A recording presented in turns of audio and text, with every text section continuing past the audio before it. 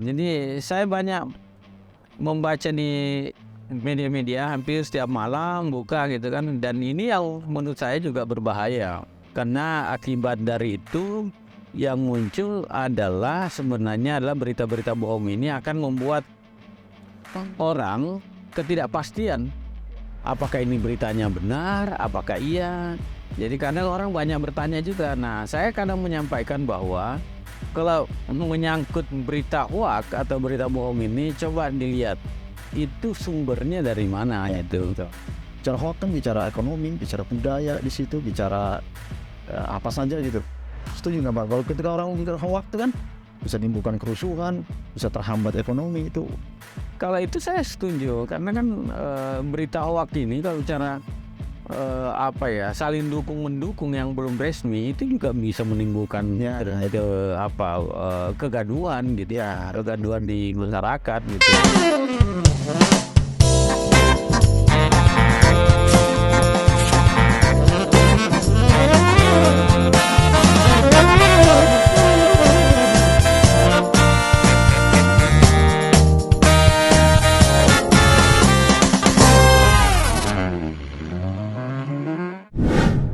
Assalamualaikum warahmatullahi wabarakatuh. Kembali lagi kepada saya Muhammad Haidir dalam podcast Tea Time. Nah, kali ini tetap kita akan membahas terkait tentang hoax, dan lanjutannya adalah hoax politik.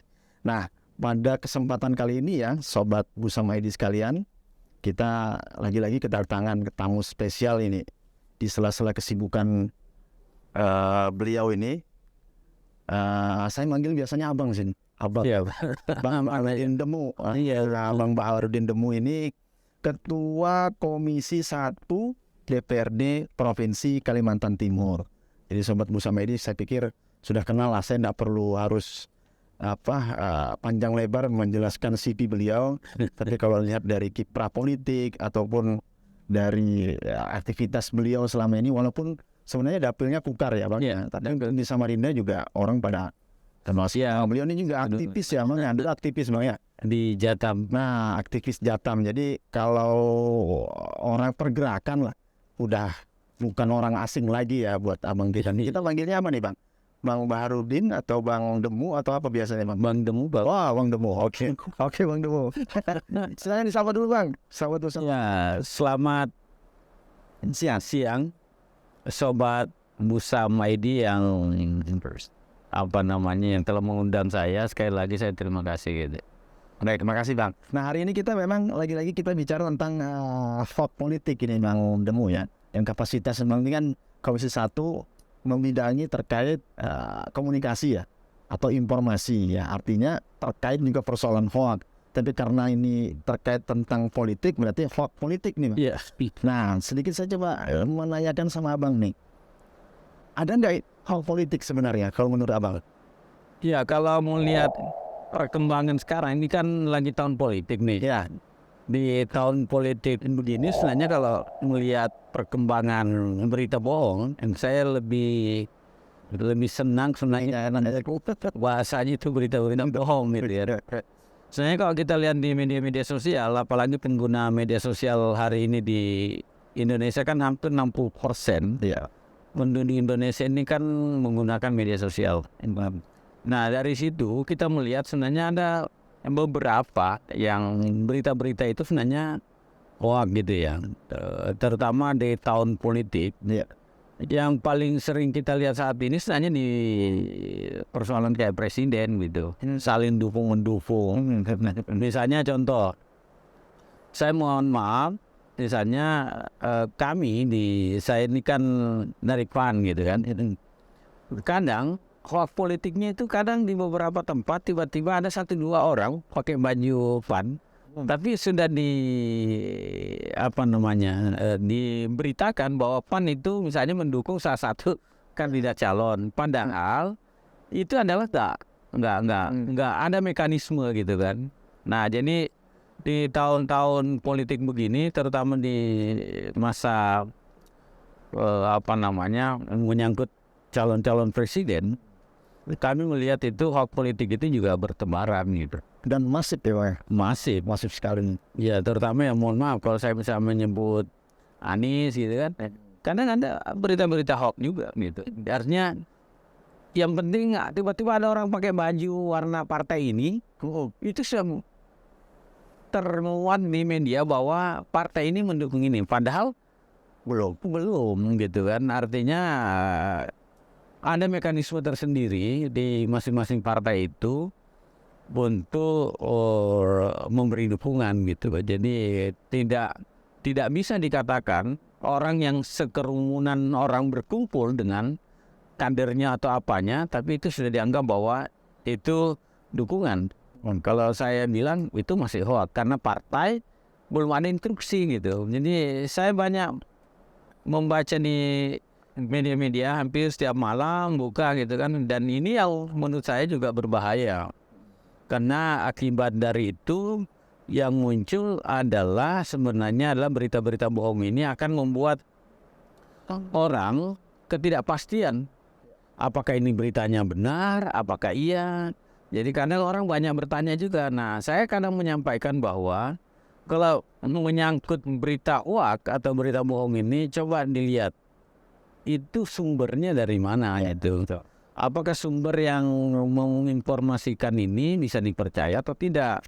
Jadi jangan hanya sebatas membaca judul gitu maksud saya, tapi lihat secara keseluruhan tentang informasi itu. Karena ini menjadi problem. Bisa jadi orang berselisih paham hanya karena berita-berita yang muncul di media-media sosial gitu. Kalau di konteks lokal Bang, Abang melihat ya, kapasitas Komisi 1 nih, ada nggak hoax politik sudah terbarat dari sini? Kalau bicara hoax politik di tingkat lokal, sebenarnya kalau kita bicara saat ini juga kan saya melihat itu kan waktunya orang memasang baliho gitu kan.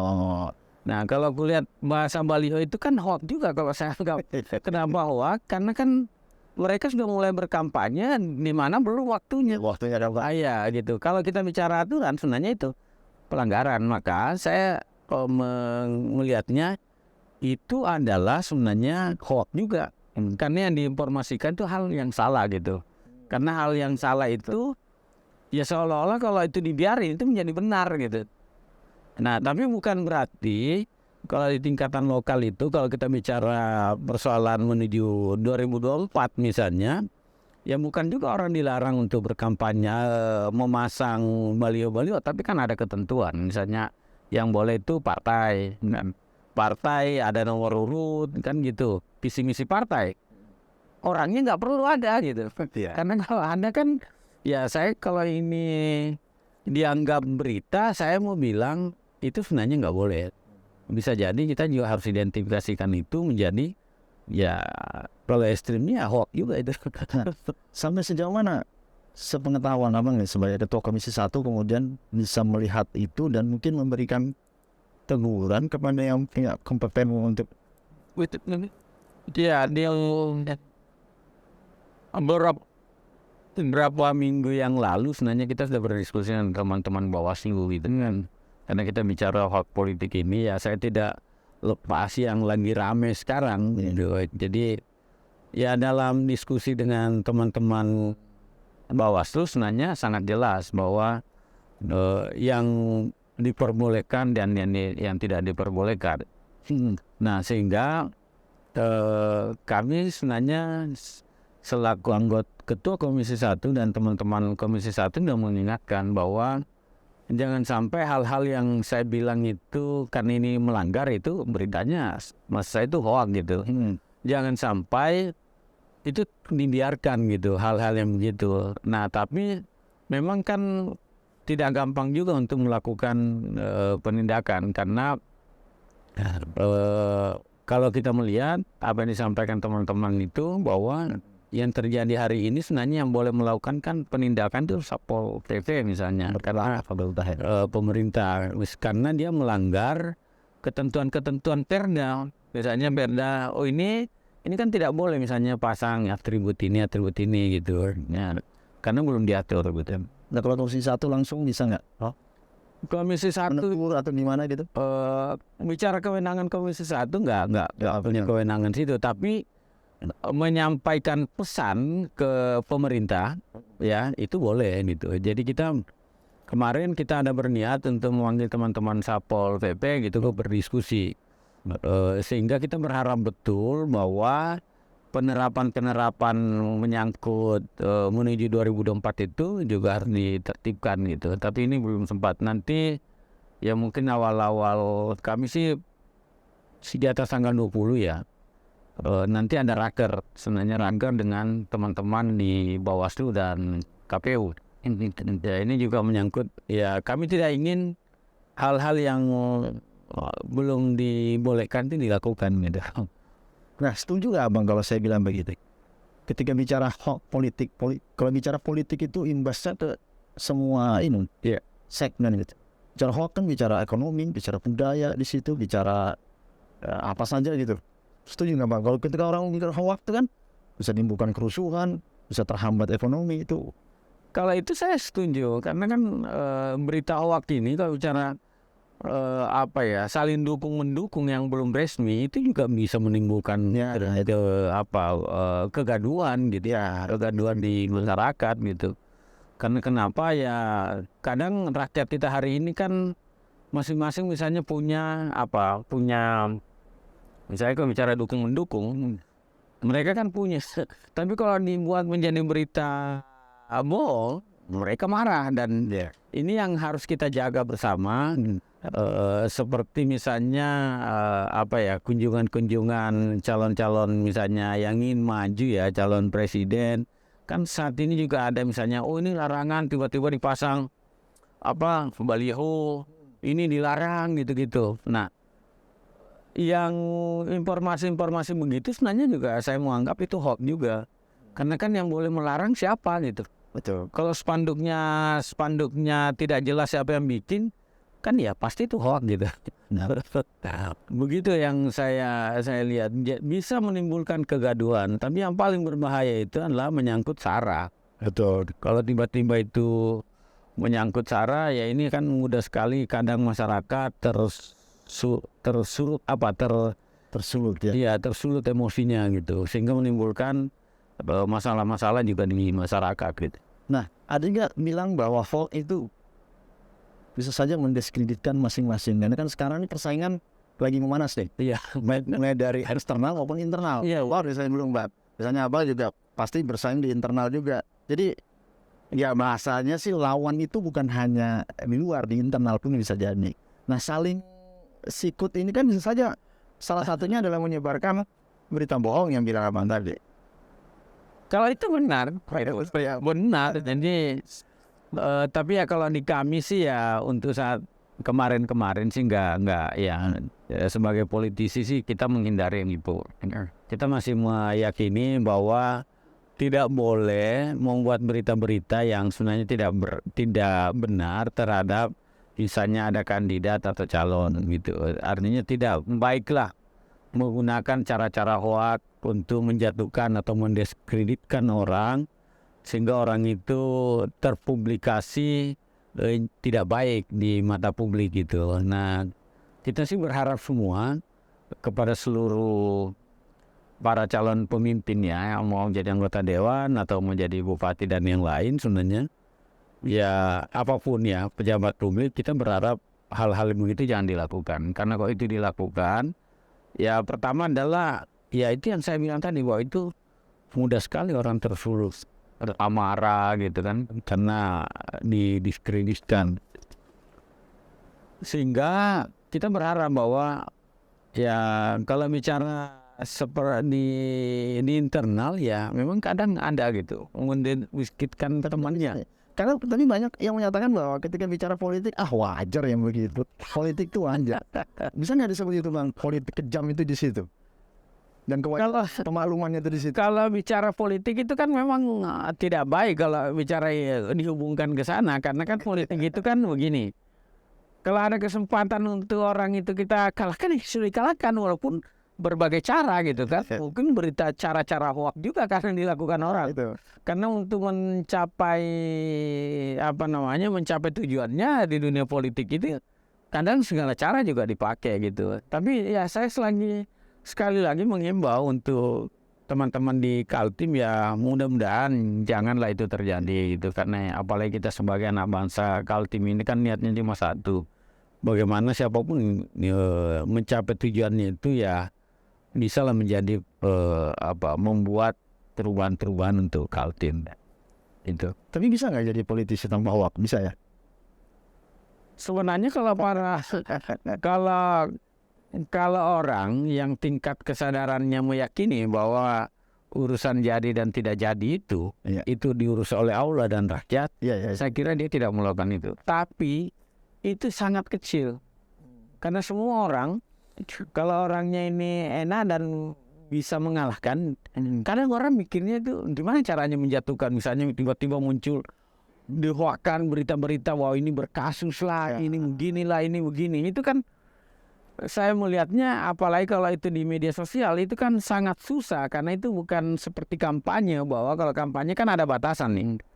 Tapi kalau berita hoak ini kan tidak ada batasan ini. Sampai kapanpun orang bisa menggoreng gitu. Apalagi kalau sudah dipublikan satu, bisa diambil yang lain-lain sehingga berkembang kemana-mana. Di dunia politik, ya Enggak juga ya? kalau sah sih enggak ya. Kalau saya secara pribadi enggak sah. Tapi orang melakukan seperti itu banyak yang melakukan itu. Apalagi sistem pemilihan kita ini kan proporsional Terbuka untuk hari ini. beda kayak dulu ya Pak. Iya. Kalau dulu kan nomor urut kan, Iya. ini mungkin kalau isu hoax mungkin nggak terlalu ya. Tapi kalau proporsional terbuka ini kan yang di bawah bisa saja akan jadi di atas nantinya. Jadi nomor urut tidak dilihat gitu. Nah, saya pikir potensi ini bisa jadi nih. Makanya potensi internal sebenarnya lebih tinggi kan. Lebih tinggi, dan memang sistem terbuka begini ini juga memang mau membuat orang melakukan hoax itu terbuka lebar, karena bisa jadi orang-orang nomor urut yang satu misalnya itu kan Ya. tidak ada jaminan. Iya. Gitu. Tapi kalau tertutup untuk hoax sesama kandidat, saya kira kurang itu. Kenapa? Karena kalau orang sudah nomor satu kan, ya mau dipakai apapun, aja kalau dia dapat usia dia dulu. Jadi untuk apa di konten? Iya. Artinya potensi itu memang besar di situ Bang ya. Potensi untuk sistem besar gitu. Tapi saya sih sekali menginginkan bahwa jangan pakai cara-cara itu. Cara-cara kalau ingin mau sesuatu ya temani rakyat aja. Nah, kalau itu kan bicara pribadi masing-masing politisi. Sekarang kita bicaranya adalah kalau bicara regulasi Bang. Iya. Sekuat mana regulasi itu kemudian bisa, ya kalau bahasa sementara sih kalau untuk politisi menakut-nakuti lah. Ya karena susah, kalau politisi ini kan katanya licin bro. Hukum ini. Gimana Mas? Malah kalau saya melihat regulasinya sangat lemah gitu. Oh, lemah. Karena kenapa?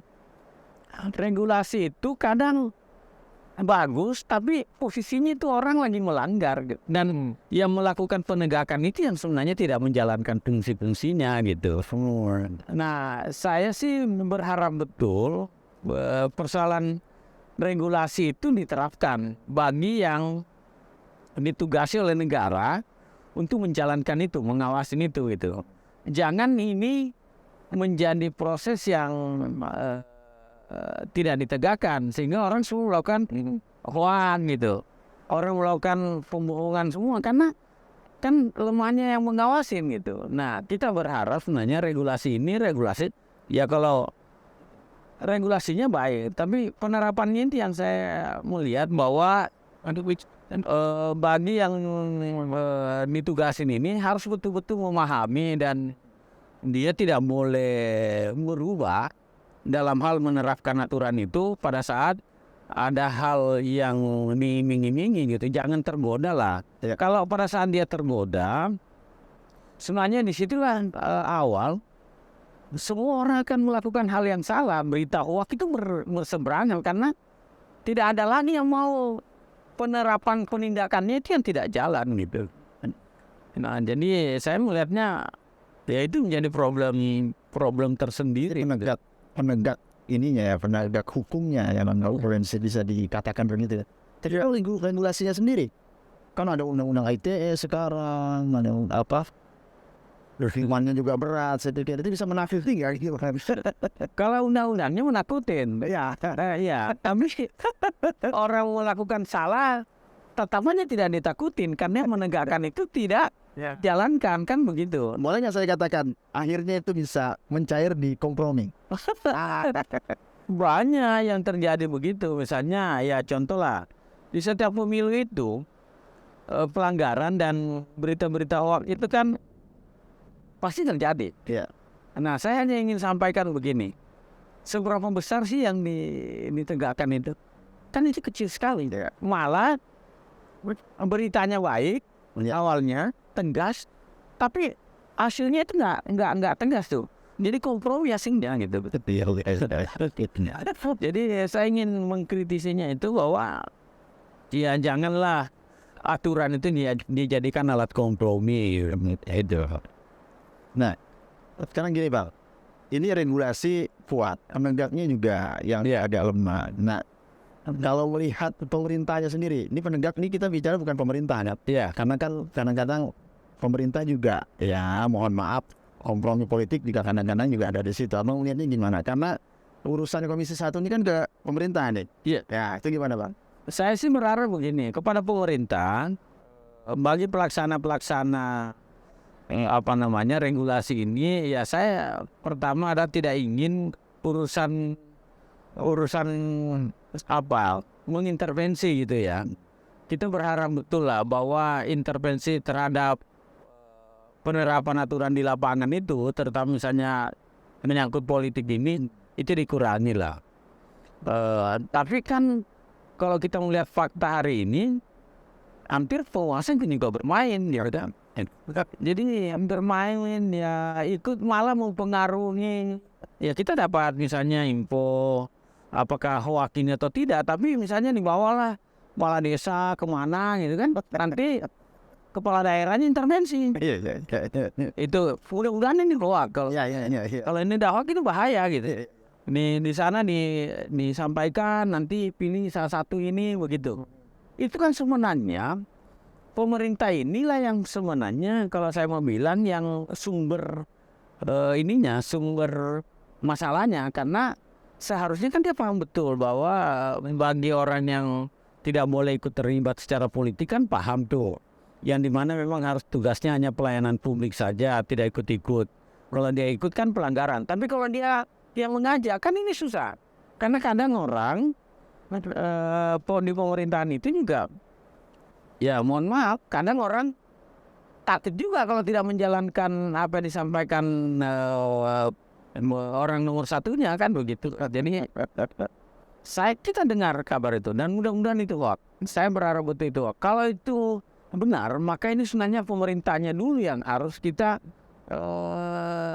bagi penegak hukum. Saya sih berharap begini, bagi Bawaslu misalnya, karena dia Bawaslu ada pengawas terhadap misalnya urusan politik apakah atau tidak nanti ke depan, ya saya ingin malah para teman-teman ini mengumpulkan para pejabat-pejabat di tingkat daerah, kabupaten kota, provinsi untuk mengingatkan bahwa keterlibatan dalam urusan-urusan begini itu adalah juga bisa menimbulkan kekisruhan gitu. Dan kalau itu melanggar aturan, ya saya bilang ya kalau itu disampaikan di publik atau apa, saya mau bilang itu bohong dah. Nggak usah diikutin tuh.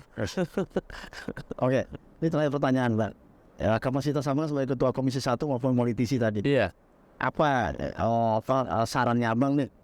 Misalnya pesan atau saya nggak tahu lah, supaya ini politik ini kan yang tadi bilang Abang bisa berpengaruh ke persoalan ini apapun, supaya sama-sama lah ini bisa mencerdaskan politik kita, berdemokrasi cerdas itu seperti apa? Ada saran apa seperti apa? Kalau saran saya itu singkat, bahwa semua pejabat publik yang secara aturan itu sudah diatur bahwa ini boleh dan tidak boleh, sarannya adalah itu ditegakkan dan dipatuhi lah.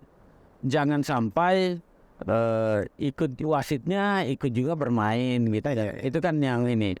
Dan saya juga ingin sarankan menyangkut teman-teman di pelaksana dari Pesta Demokrasi 2024 kan iklim bicara hal politik ya.